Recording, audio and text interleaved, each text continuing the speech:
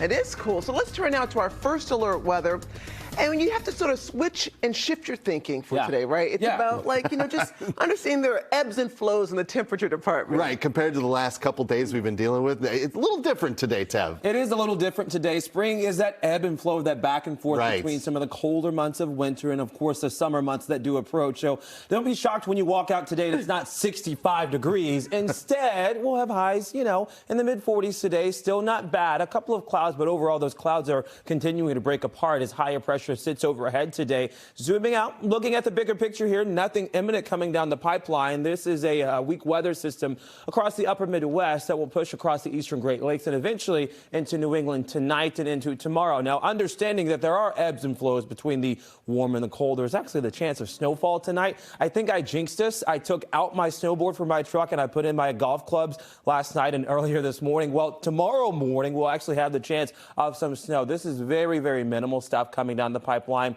In fact, as the snow is falling tonight and early tomorrow, our temperatures are right around 35 to almost 40 degrees. And this will not stick to the ground. And certainly it's not going to be something that everyone experiences. The odds are very, very low at about 10%. Now, Sunday into Monday, there is a much stronger system on the way. And this will bring us several rounds of rainfall, the potential for thunderstorms, and also severe weather, by the way, which should just be to the south of New Jersey and New York State. So looking at that between now and Monday night as we approach the Ides of March, it seems like we'll have right around 3/4 of an inch of rainfall for Boston, a little bit more than that through Brockton and Bridgewater, about an inch and perhaps an inch, almost an inch and a half here through central portions of Rhode Island and southeastern Connecticut. Remember, most of that comes through Sunday evening and into Monday. I think the Southeast St. Patrick's Day parade is okay, and we'll take a closer look at that parade day forecast coming up in the next 10 minutes. Here's a look at your day ahead forecast. Just remember, it's still comfortable, not as warm as yesterday and also not as breezy too. Partly clouded conditions at about 3 to 4